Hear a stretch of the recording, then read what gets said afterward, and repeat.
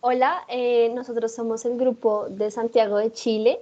El grupo está conformado por Catalina Calderón, Natalia Crosby y yo, María Fernanda Clavijo. Entonces, para iniciar, vamos a contextualizar un poco sobre Santiago de Chile. Entonces, Santiago de Chile es la capital y la ciudad principal de Chile, es la región y de la región metropolitana de Santiago, es el centro geográfico y cuya población se concentra en su gran mayoría en la ciudad. Está situada a la orilla del río Mapocho.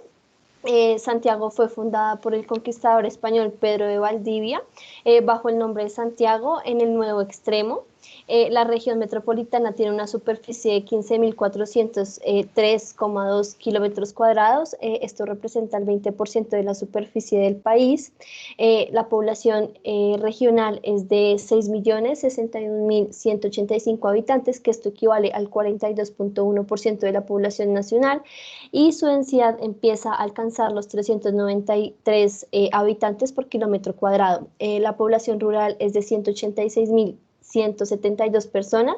Esto representa el 31% de la población total de la región.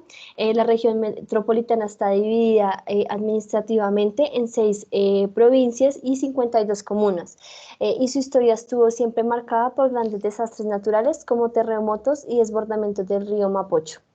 Entonces, para continuar, nosotros organizamos el trabajo en una línea cronológica en el cual vamos a empezar a mencionar algunos hechos históricos y cómo esto abordó y modificó la traza urbana. Entonces, para iniciar, nos datamos en el siglo XV y XVI, cuando pasaron algunos pueblos nómadas por el río Mapocho. Dos de estas tribus nómadas eran los Picunches, los cuales estaban ubicados geográficamente en la zona central. Entonces pusimos un plano en la primera fila donde se ve dónde estaban ubicadas estos grupos nómadas. Entonces este grupo Picunche estaba ubicado en la zona central. Estos eran agricultores, lo cual significaba que eran sedentarios, tenían su propia lengua y sus viviendas eran de barro y totora. Y otros grupos nómadas eran los huilliques, que estaban ubicados geográficamente en la zona norte y central. Se movilizaban a partir de embarcaciones en madera que se llamaban dalcas. Ahí también en la imagen se puede ver. Las viviendas las ubicaban en varas y ramas, desarrollaban la pesca y eran sedentarios. Entonces, ya continuando, iniciamos con el año 1541 al 1553. Entonces acá empezamos a ver a Santiago en el Nuevo Extremo, que fue fundada por Pedro de Valdivia. Entonces empezamos a ver cómo Pedro de Valdivia, al llegar acá, empezó a convocar algunos caciques de la zona para poder colonizarlos. Después de que se colonizó, empezó la fundación. Entonces aquí entra algo muy importante, que es la ley de Indias, ya que se establecía un orden morfológico específico, donde iniciaba por la Plaza Mayor, después se fundaba el Templo Mayor, la Casa de Gobierno, la Plaza Secundaria, el Boulevard Periférico, después el Templo, el Convento y la Escuela, después los hospitales, después las tierras de labor, el Cabildo, la Casa de Consejo, aduanas. Acá ya se puede ver en los mapas cómo se dio esa fundación. Entonces cómo se ve la plaza central y cómo empieza a hacer ese fenómeno urbano a partir de esta colonización. Entonces ya para continuar, tenemos del año de 1553 a 1556, donde empezamos a ver en el primer plano que los límites de la ciudad con el río Mapocho, con el cerro de Santa Lucía y la cañada de San Francisco, y empezamos a ver cómo se empieza a dar una expansión al occidente. Entonces también pusimos varias imágenes y sobre la conquista, cuando llegaron los españoles. También pusimos varios mapas. El primer mapa es un mapa neerlandés de la costa de Chile de 1636, y el segundo es un mapa que se hizo en el Reino en 1592. Ya en 1600 a 1612 empezamos a ver los fuertes, que se empiezan a dar fuertes asentamientos, conquistas y expansiones por parte de los españoles. Entonces se empieza a ver también que la Casa de Contrataciones de Sevilla estableció para América unas leyes comerciales donde Chile simplemente podía comerciar y exportar a los españoles, no podía venderle a nadie más todo lo que se hacía allá. Entonces también como que empezamos a poner fotos de este año y algunos planos de cómo se estaba dando ese crecimiento morfológico. Ya en 1647 ocurrió un desastre en la ciudad de Chile, que fue un terremoto. Este desastre fue de 8.5 grados en la escala de Richter. Fue un terremoto muy fuerte, el cual tumbó todas las edificaciones de la ciudad que eran en adobe y en barro. Eh, También hubo muchísimos muertos. Entonces, la primera es una ilustración que recrea el momento en el que el Señor de Mayo fue encontrado intacto tras el terremoto. Entonces es una imagen que se replicó. Entonces, a partir de esto también se modernizó un poco la ciudad y se intentó hacer edificaciones mucho más fuertes y se dejó de usar el adobe y el barro. Ya en 1700 a 1712 vemos que el primer plano es de 1700, donde se empieza a mostrar el camino real, el camino que va al Salto. En el segundo empezamos a ver también la expansión, como también ya se empieza a expandir Chile después del río Mapocho. También vemos que se dio la rebelión de uno de los grupos nómadas de los indios, que eran los huilliches, que fue los que ya mencionamos anteriormente. Ellos se rebelaron contra los españoles y se expandieron por todo el territorio, como se ve en el plano. Si quieres, continúa. Ya en 1730 vemos que ocurrió el terremoto de Valparaíso. Fue uno de los terremotos más fuertes que hubo. Este terremoto hizo que también se diera un maremoto. Entonces también la ciudad quedó destruida, no tanto como el anterior, porque ya habían modificado mucho su manera de construir y los materiales que estaban utilizando, pero destruyó toda la zona central de Chile. Ya en 1747 a 1750 se fundó la primera universidad de Chile, que se llamaba San Felipe. Fue una universidad que se fundó en 1727, en el cual se daban algunas carreras que se traían de España, como Derecho, Artes, Matemáticas, y ya, sería eso para este año. Entonces aquí llegamos a un plano de 1777. Aquí pues ya podemos notar un poco más marcadas estas manzanas. Como puntos importantes tenemos el río Mapocho y esta serie de avenidas que empiezan a cruzarse de una manera un poco más, un trazado más reticular, y empezamos a entender cómo empieza a desarrollarse la ciudad, más que todo como posterior, bueno, en la zona baja del río Mapocho. Para 1793 empezamos a encontrar que, además de empezar a situarse cerca del río Mapocho, se empiezan a desarrollar una serie de manzanas un poco más irregulares hacia la zona más, bueno, como posterior, debajo de la avenida. Ahí podemos encontrar cómo pues cambia un poco este trazado de una retícula perfectamente reticular a un poco más irregular en cuestiones de el loteo y las manzanas que se empiezan a evidenciar aquí. Ok, este ya es un plano de Santiago de Chile en 1850.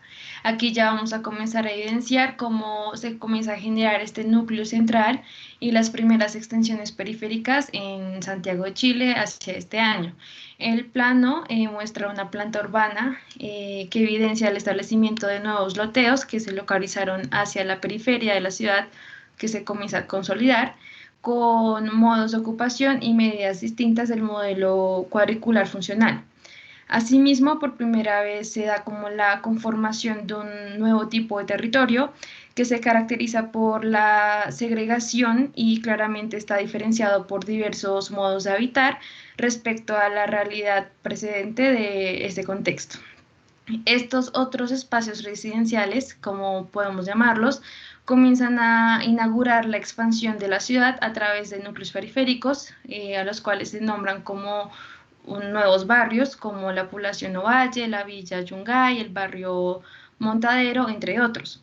Y asimismo se comienzan a revelar formas de crecimiento que se distancian del patrón que moduló durante siglos el desarrollo y el orden del tejido urbano de la ciudad colonial.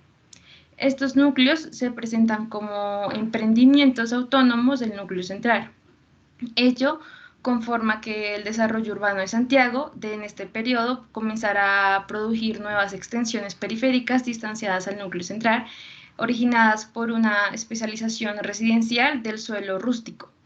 Junto a esto se puede evidenciar que se comienzan a constituir estas primeras periferias y en el plano de 1850 nos comienza como a mostrar esta nueva configuración que se da gracias a los paños rurales que se definen por caminos que vinculan el núcleo central del territorio en conjunto a los canales y a otros cursos del agua que comienzan a darse en la ciudad. También podemos ver que el plano muestra nuevas periferias que también son articuladas por caminos y el curso de agua que generan una macrotrama y un nuevo territorio sobre este, que posteriormente va a continuar con el crecimiento de la ciudad. Ya para hablar un poquito más también de este año, de la década de 1850 y más o menos hacia 1875, se comienza a dar como esta primera colonia periférica, y en este plano podemos ver que está basado con un levantamiento geométrico que es concebido y utilizado conscientemente para la gestión de la ciudad, que permite reconocer el plan que va a proponer en 1870, en la década de 1870, Benjamin Viñoa Maquena, que eso lo vamos a profundizar más adelante, donde va a buscar la solución de problemáticas de los rancheríos que van a confirmar los suburbios de la ciudad en esas épocas. Y también podemos observar como un plano soslayado, que es una propuesta que complementaba este plan de transformación de 1872, propuesto por Maquena, para que abre la posibilidad de reconocer el Estado hacia el crecimiento de la ciudad y genera como esta primera planificación urbana estructurada y consolidada por varios arquitectos de la época. Ya hacia estas figuras podemos ver cómo en el periodo de 1850 hasta 1875 fue de un intenso dinamismo en el desarrollo urbano de Santiago de Chile.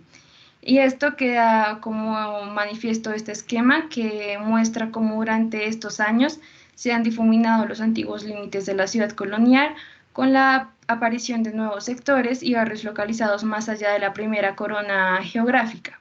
Estos nuevos territorios, compuestos de loteos y diversos espacios y diversos equipamientos públicos, fueron localizados fuera de la ciudad central, cuyas lógicas pragmáticas derivan de la especialización funcional y de un temprano intento de modernización de la ciudad.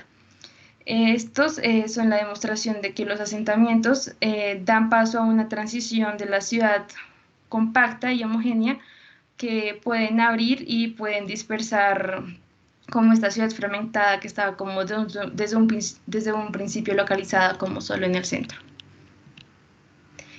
Y ya en este plano podemos ver este esquema de análisis de las subtramas en el plano en la ciudad, que muestran cómo esta red de tranvías urbanos y el trazado ferroviario comienzan a superponer el orden de las calles y de las avenidas que fijan los límites urbanos y de las divisiones tanto políticas como administrativas que se desarrollaban en la ciudad. Aquí entonces llegamos al primer proyecto de transformación del trazado urbano de Santiago. Este fue dirigido por el director de obras municipales, Manuel Concha. Aquí pues tenemos el plano de cómo cómo es que se están trazando estas nuevas diagonales en un trazado que venía siendo netamente reticular.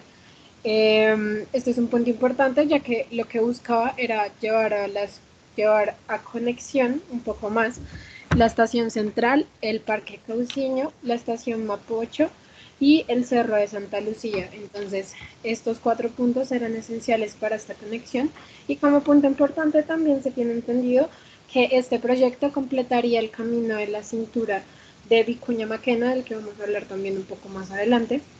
Eh, También buscaba un poco cómo delimitar la ciudad y evitar pues o regular un poco ese crecimiento que se estaba dando hacia la periferia de Santiago. Bueno, ya en esta serie de planos podemos ver cómo se comienza a definir diferentes geometrías de diferentes dimensiones que varían y generan como esta macrotrama conformada por los caminos principales y por los cauces del agua y en de esta primera corona periférica. Y se puede reconocer 15 sectores de tramas distintas a la fundacional, donde se comienzan a dividir y comienzan a generar como diferentes comportamientos dentro de la misma ciudad.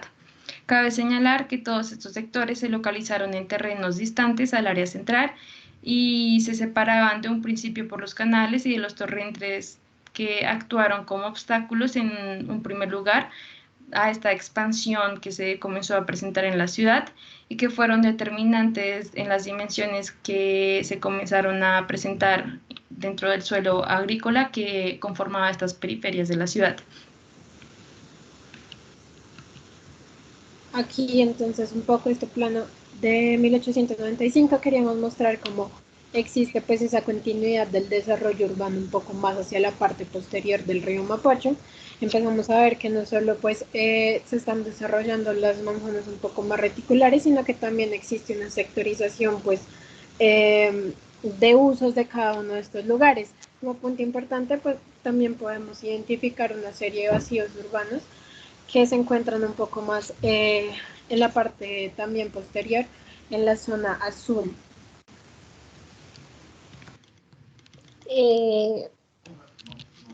Ya en 1905 a 1907 empezamos a ver que a medida que empieza a crecer el tamaño de Santiago, también empieza a crecer su superficie, teniendo 5.085 hectáreas y de población 332.724 habitantes.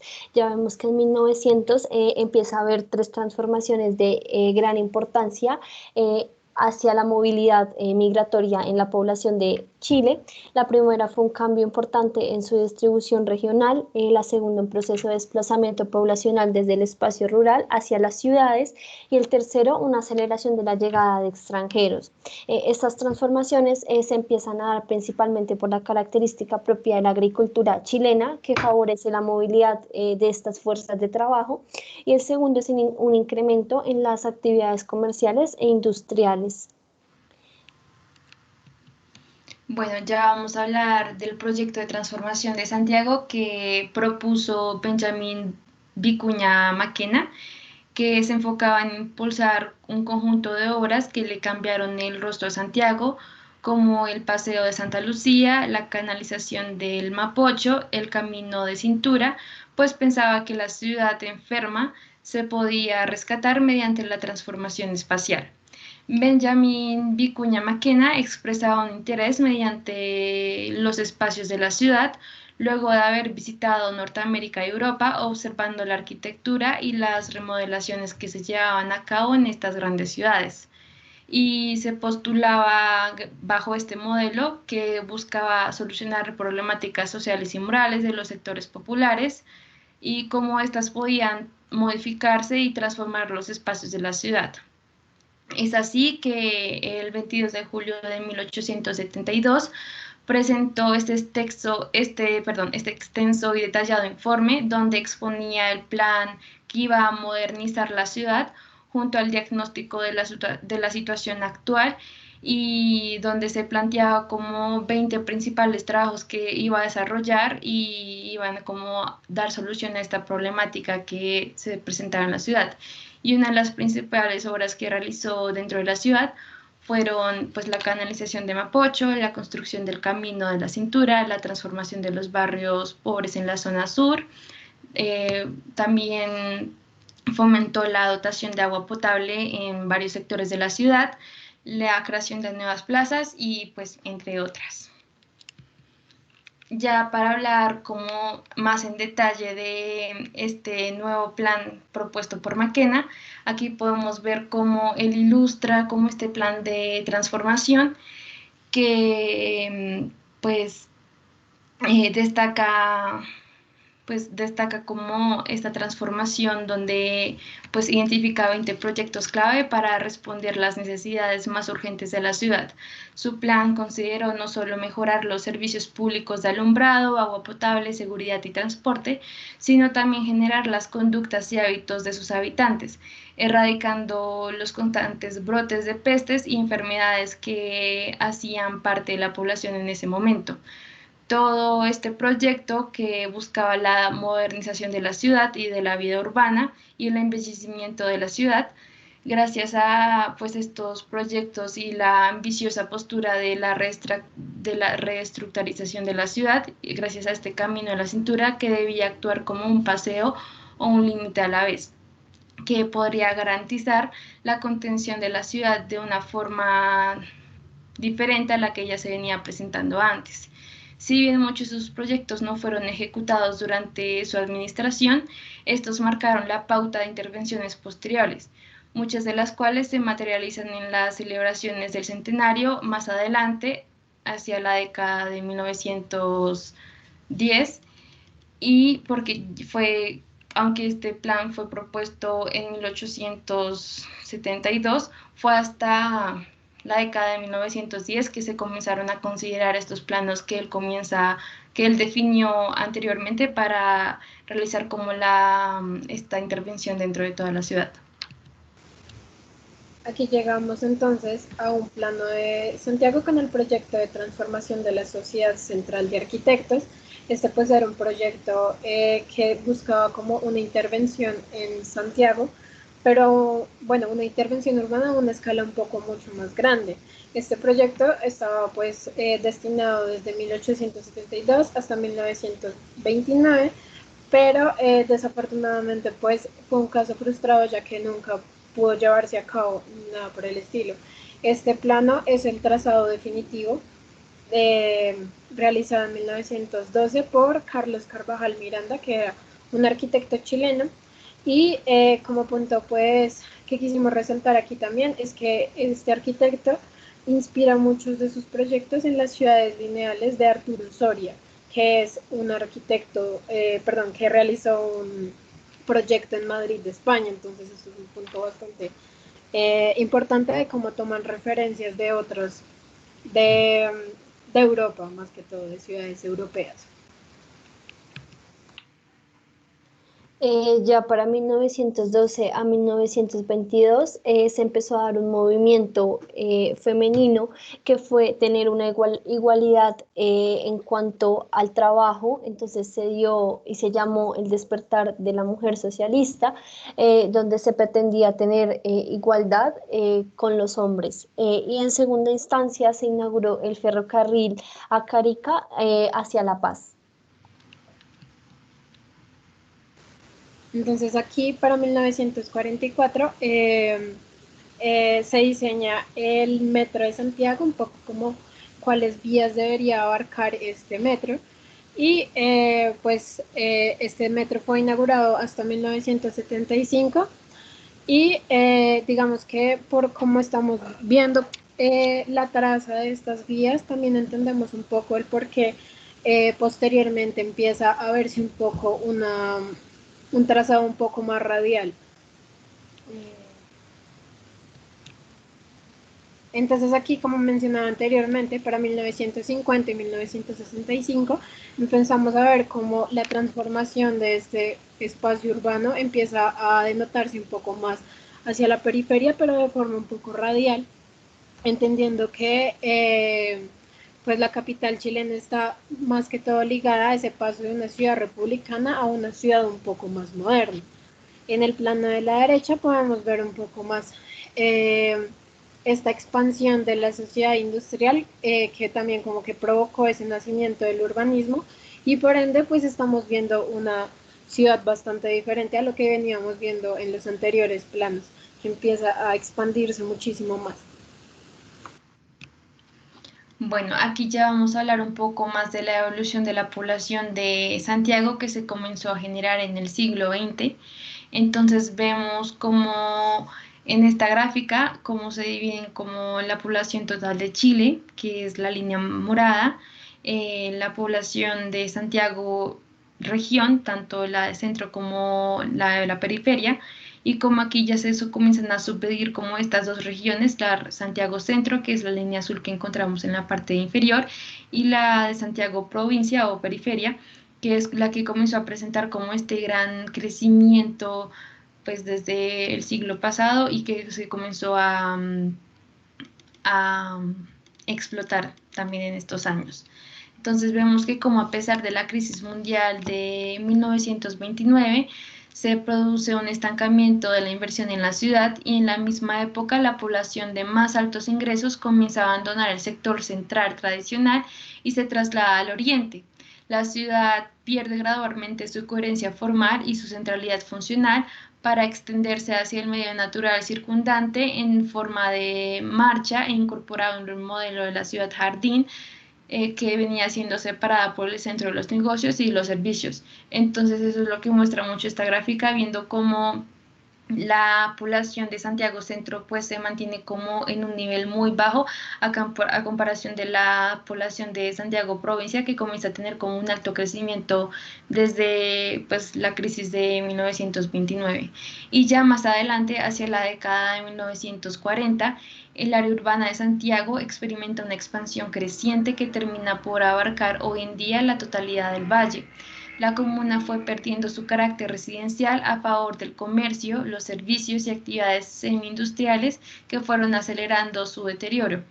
El surgimiento de estas nuevas zonas residenciales y a su vez de esta expansión periférica comienza a acelerar el auge del automóvil y de la implementación de las nuevas tranvías de los nuevos tranvías eléctricos, perdón, manteniéndose hasta hoy en día la tendencia del desarrollo hacia el oriente.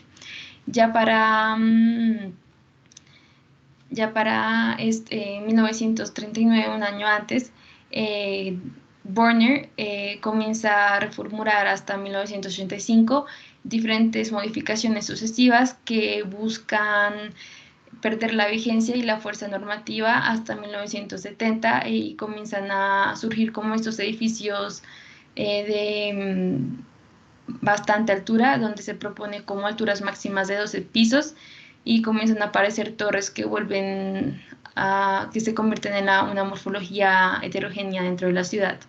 También se comienza una nueva etapa de estructuración funcional en esta área metropolitana de Santiago, en la cual llega una relativa descentralización de subcentros, marcada también por el desarrollo de los corredores lineales, que antes era policentrada y que conlleva una apertura de, de la primera línea de metro de Santiago.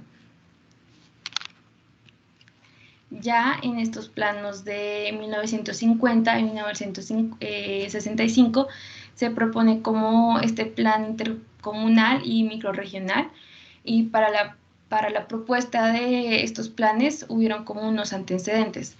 Debido a la expansión que se comenzó a presentar en Santiago, la Dirección de Planeamiento del Ministro de Obras Públicas planteó un estudio donde se presentó una división del territorio nacional en regiones con fines de planeamiento y coordinación, que promovió también una política nacional tendiente a el mejor aprovechamiento del suelo urbano, suburbano y rural, con el objetivo de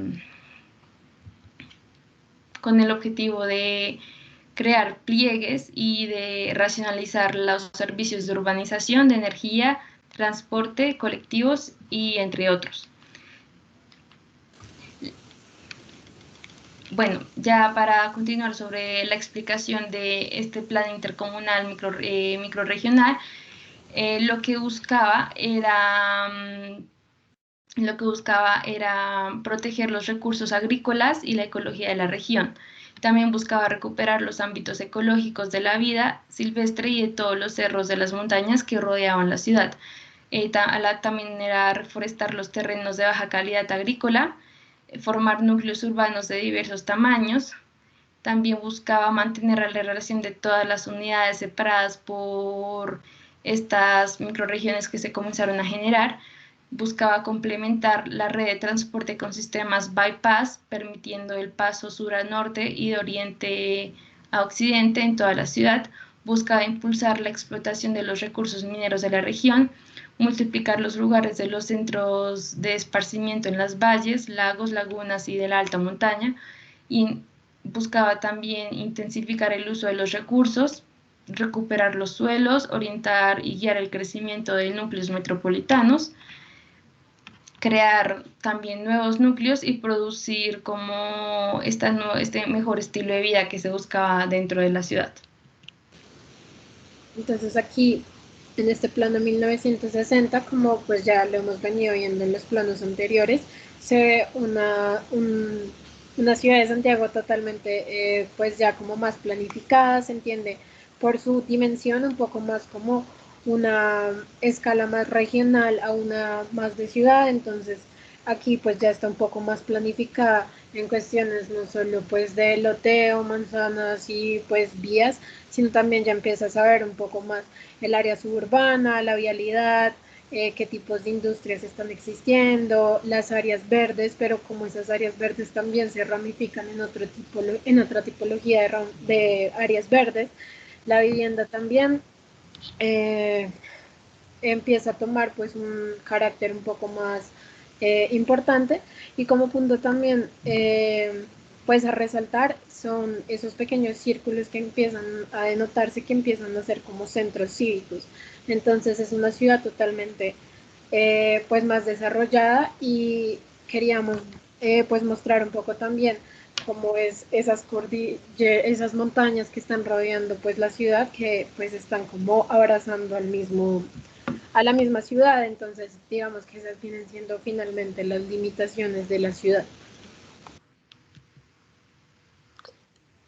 Ya en 1992, para complementar lo que estaba hablando Cata, empezamos a ver cómo esa mancha urbana se empieza a expandir. También empezamos a ver cómo las autopistas empiezan también a expandirse, a tener una conexión mucho más alta con el resto del país.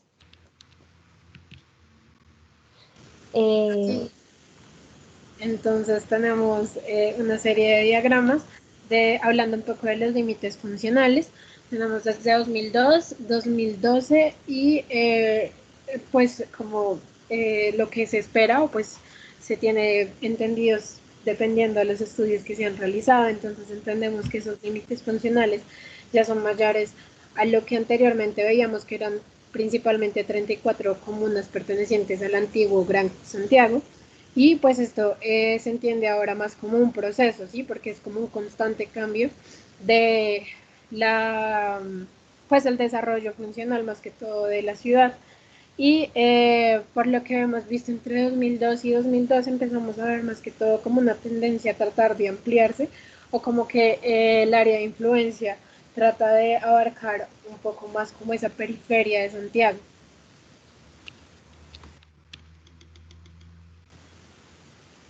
Entonces aquí un poco quisimos hacer una relación entre 1992, 2002 y 2012, en donde pues al analizar esta evolución de la mancha un poco iluminada de Santiago, vemos que ha pasado pues en este momento, en ese entonces de 1992, eran 72.973 hectáreas, y al 2002 ya pasamos a 147.394 hectáreas.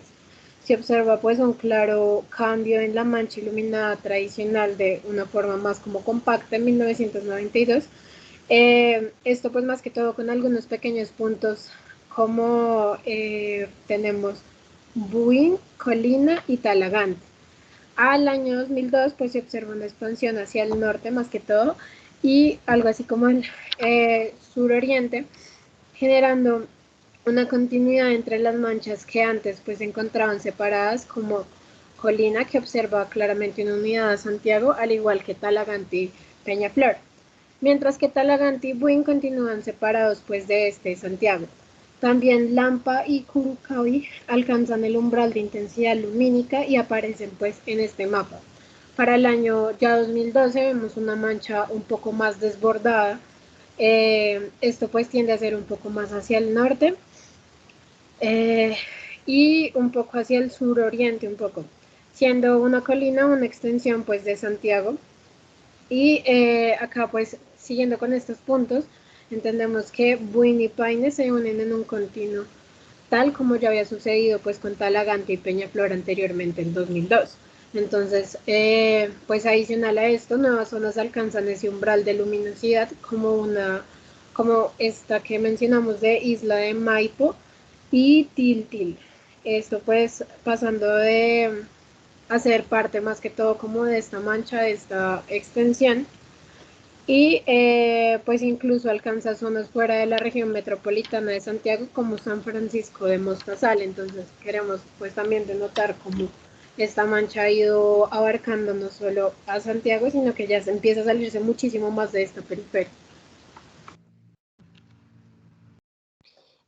También ya empezamos a ver esta mancha urbana, entonces empezamos a analizar la evolución, que es posible llegar a una medida más exacta del crecimiento de una extensión. De esta manera es como vemos que en 1992 al 2012 esta creció en un 34.000 hectáreas, pasando de 51.906 hectáreas a 85.900 hectáreas.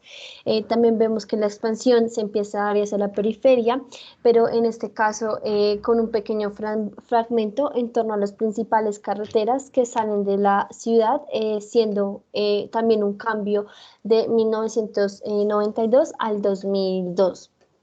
Vemos también cómo se da una consolidación de una mancha con características que son también un poco más difusas ya en el 2012. Gracias, Nati. Y también vemos que son varios los fenómenos que se empiezan a analizar en este crecimiento. Se ven que las comunas del poniente de Santiago que se ven identificadas en 1992 han sido las que más se han empezado a expandir en este crecimiento. Ya para terminar, tenemos también una evolución de la densidad de las viviendas en las comunas del centro de Santiago por distrito censal. Entonces ya se ve acá 1992, el 2000 y el 2012. Muchas gracias. Muchas gracias.